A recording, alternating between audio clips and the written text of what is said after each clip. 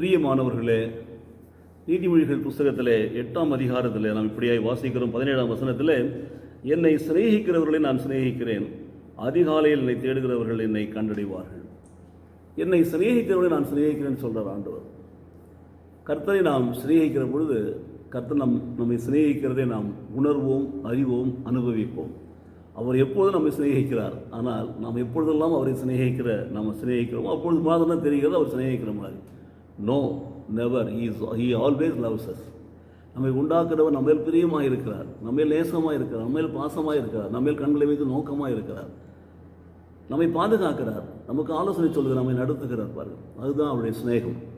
நாம் விலகி போனாலும் அவர் நேசிக்கிறார், நாம் தேடாமற் போனாலும் அவர் தேடுகிறார், நாம் சிநேகிக்காமல் போனாலும் அவர் சிநேகிக்கிறார், நாம் நினையாமற் போனாலும் நம் நினைவாகவே அவர் இருக்கிறார், எப்பொழுதும் நினைவாக இருக்கிறார். எப்படிப்பட்ட ஒரு தேவனை ஆராதிக்கணும் பார்த்தீங்களா?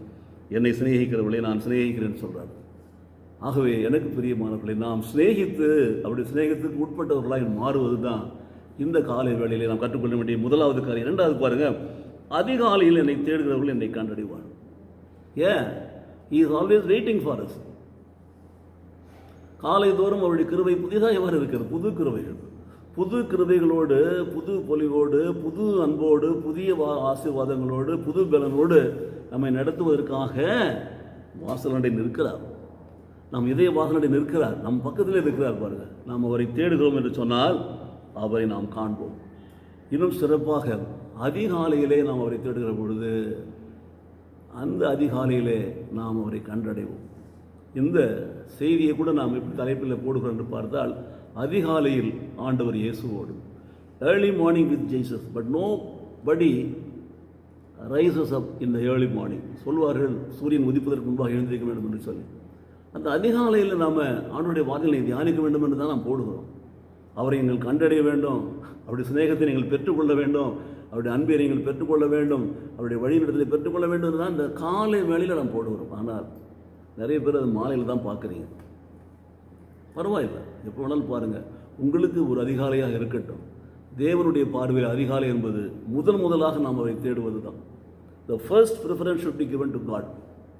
Even if you can rise up at 10 o'clock 11 o'clock, முதல்ல கர்த்தரை நோக்கி பார், ஸ்தோத்திர பலி சொல்லு, நன்றி சொல்லு, நாளை ஒப்புக்கொடு, வழிகளை காத்துக்கொள்ளும்படி ஜெபி, கர்த்தர் உன்னை நடத்துவார்.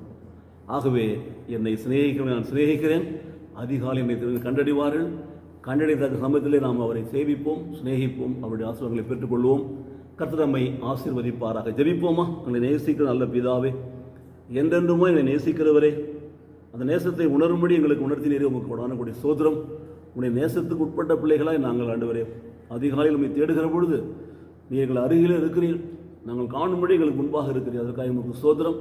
உண்மை கண்டடையத்தக்க நேரத்திலே நாங்கள் சேவிக்கும்படி கர்த்தர் கொடுத்த கிருபைகளுக்காக நன்றி செலுத்துகிறோம். காலை தோறும் எங்களுக்கென்று ஆயத்தம் பண்ணியிருக்கிற புதிய கிருபைகளை எங்களுக்கு கொடுத்து புது பலனாக எங்களை நடத்துவீராக. இயேசு கிறிஸ்து நாமத்திலே பிதாவே, ஆமென், ஆமென்.